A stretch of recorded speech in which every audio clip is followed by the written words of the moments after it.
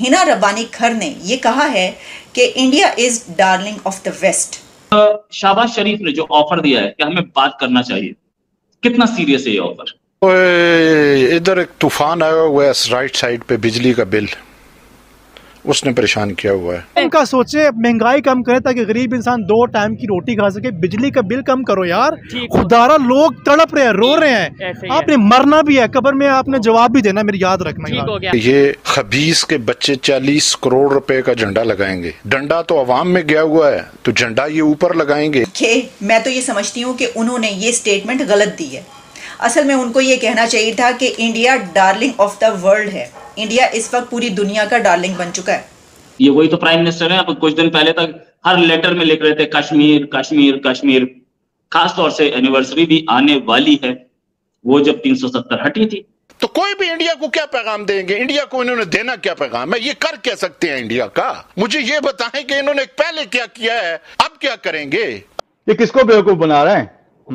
ये तो वही हो गया, मुंह में राम राम और बगल में छुरी। वो छुरी भी नजर आ रही है और आपकी मसनूई राम राम भी नजर आ रहा है। नमस्कार दोस्तों, पाकिस्तान की उप विदेश मंत्री हिना रब्बानी खार ने पश्चिमी देशों के साथ भारत के बढ़ते संबंधों के बारे में बोलते हुए कहा कि भारत अपने पड़ोसी देशों के प्रति युद्ध वाला रवैया रखता है। इस्लामाबाद में मंगलवार 1 अगस्त को पाकिस्तान गवर्नेंस फोरम 2023 में बोलते हुए मंत्री हिना रब्बानी खार ने भारत को वेस्टर्न देशों का डार्लिंग बताया। उनके इस बयान पर कई पाकिस्तानी विशेषज्ञों ने आपत्ति दर्ज कराई है। एक तरफ पीएम शहबाज शरीफ भारत से बातचीत करने का न्योता देते हैं और बार बार गिड़गिड़ाते हैं, और उधर दूसरी तरफ उनके ही मंत्री भारत पर टीका टिप्पणी करने से बाज नहीं आते हैं। पाकिस्तान की विदेश नीति किसी बिना पैंदे के लोटी की तरह है, जो पल भर में इधर से उधर लुढ़क जाती है। आइए इस पर में और क्या पाकिस्तानी मीडिया बात कर रहा है, देखते हैं। पाकिस्तान की तरफ से भारत को मुज़ाकरात की दावत दे दी गई है। प्राइम मिनिस्टर शहबाज शरीफ ने एक समिट में स्पीच के दौरान ये कहा कि दोनों मुल्कों को टेबल टॉक करनी चाहिए और जंगे मसाइल का हल नहीं है, तनाज़ात के पुरअमन हल पर यकीन रखते हैं। वज़ीर आज़म की भारत को फिर मुज़ाकरात की पेशकश। लेकिन इसी के साथ हिना रब्बानी खर ने ये कहा है कि India is darling of the west. India west का डार्लिंग है, और जब रिलेशंस की बात आती है तो पाकिस्तान के साथ रिलेशंस पर उसके कुछ टर्म्स एंड कंडीशंस होते हैं। तो इसका मतलब ये हुआ कि जब हमें ये पता चल गया कि मैं तो ये समझती हूँ कि उन्होंने ये स्टेटमेंट गलत दी है। असल में उनको ये कहना चाहिए था कि India darling of the world है। इंडिया इस वक्त पूरी दुनिया का डार्लिंग बन चुका है।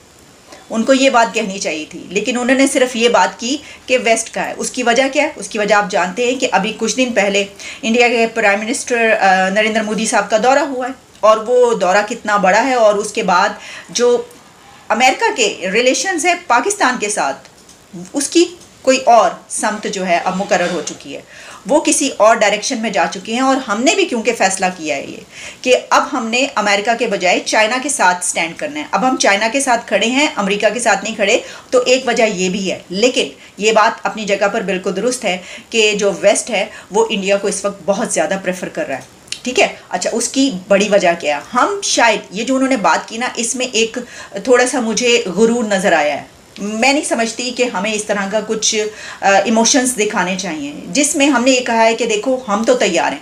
इनकी इस हिना रब्बानी साहिबा की इस स्टेटमेंट से ऐसा महसूस होता है कि हम तो तैयार हैं, हमारी तो कोई गलती नहीं, कोई प्रॉब्लम ही नहीं। तो देखिए, जब हमारे साथ ताल्लुकात की बात आती है तो इंडिया ये कहता है कि मेरी ये टर्म्स एंड कंडीशंस हैं, या वो क्लोज माइंडेड है, जबकि बाकी पूरी दुनिया के साथ ताल्लुकात में वो क्लोज माइंडेड नहीं है।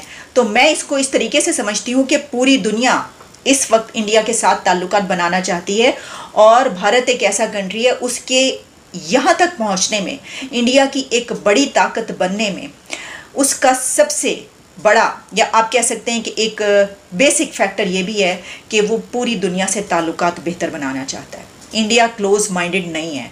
ये जो बात की है हिना रब्बानी खर ने, ये हमारे अपने ऊपर उतरती है। मैं तो इसको इस तरीके से देखती हूँ कि कोई भी कंट्री तरक्की कर ही नहीं सकता अगर वो किसी कंट्री के साथ ताल्लुकात बनाने के लिए अपना एक ऐसे माइंडसेट का मुजाहरा करे कि नहीं जी हमने ताल्लुकात नहीं रखने।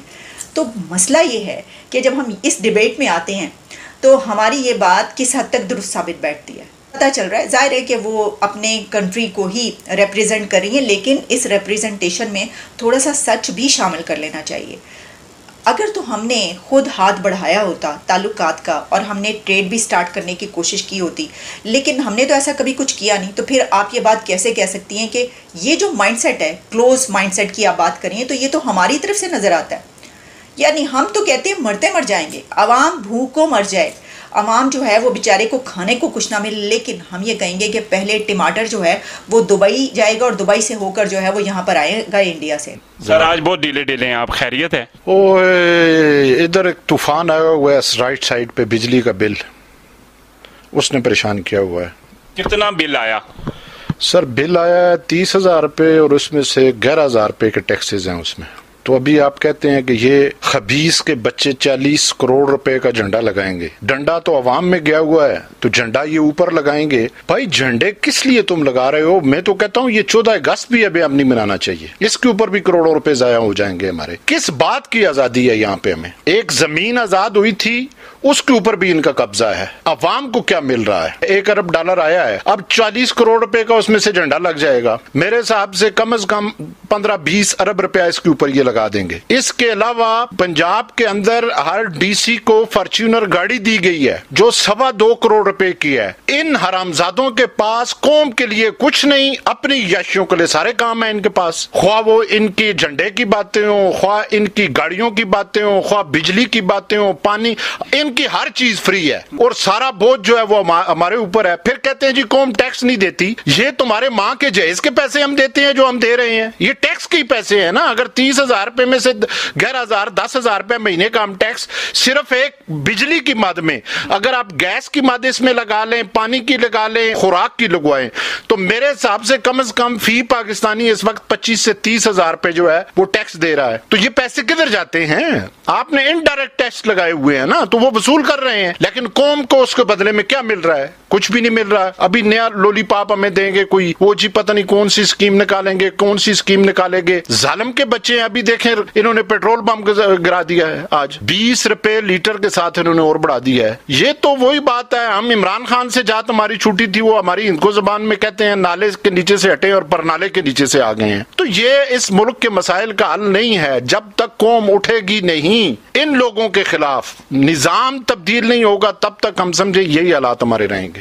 सर सोशल मीडिया पर खबरें वायरल हैं पड़ोसी मुल्क भारत से भी और ऑल ओवर द वर्ल्ड कि ये कैसा मुल्क है। एक तरफ ये रो रहे हैं कि हम डिफॉल्ट हो चुके हैं, हमारे पास खाने को कुछ नहीं है, हमें कोई मुल्क मदद नहीं कर रहा। दूसरी तरफ ये 40 करोड़ का झंडा लहराने को तैयार हैं। इतना बड़ा झंडा लगाने की, फजूल खर्चियां करने की क्या जरूरत थी? हंसी आती है पाकिस्तान की हुक्मरानों पर जो कहते हैं कि हमारे पास है कुछ भी नहीं, लेकिन इनके जो शाहना प्रोटोकॉल है, ऐसे तो पूरी दुनिया में किसी भी वजीर आजम के पास प्रोटोकॉल नहीं है। सर आप देख लेना इनकी सूरत हाल, इनके पास सब कुछ है, इन्होंने डिफॉल्ट नहीं किया, डिफॉल्ट अवाम कर गई है। ये तो डिफॉल्ट नहीं करके इन्होंने तो खरबों रुपए इस दौर में भी लूट लिए हैं। ये जब से ये हुकूमत आई है, इन्होंने नेब तरमीम में जो कुछ किया है वो क्या किया? वो खुद कह रहा है शहबाज शरीफ, हम तो आजाद हो गए हैं, हम तो बुरहान में से निकल आए हैं, मुश्किलात में से। अब कौम निकले, बस इसलिए ये आए थे।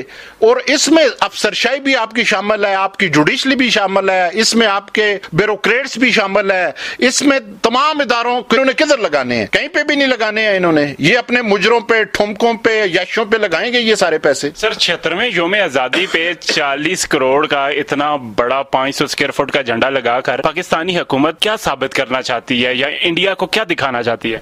इतना बड़ा झंडा या इतने पैसे लगा के इंडिया को क्या, इंडिया इनकी इस बातों से खौफजदा हो जाएगा? ओ भाई सुई तो ये बना नहीं सकते, तो झंडा ऊपर करने से क्या हो जाएगा? 75 साल से झंडा ही ऊपर कर रहे हैं ना। अब डंडा ऊपर करे कौम। जब तक कौम इनके अंदर डंडा नहीं देगी तब तक ये झंडों के पीछे ही हमें लगाए रखेंगे, हमें तरानों के पीछे ही लगाए रखेंगे, खुद खजाने के पीछे लगे रहेंगे, हम तराने के पीछे लगे रहेंगे। ये एक माइंड सेट है जो खेल रहा है और इस पब्लिक को समझ नहीं आ रही है। तो कोई भी इंडिया को क्या पैगाम देंगे? इंडिया को इन्होंने देना क्या पैगाम है? ये कर क्या सकते हैं इंडिया का? मुझे ये बताएं कि इन्होंने पहले क्या किया है, अब क्या करेंगे?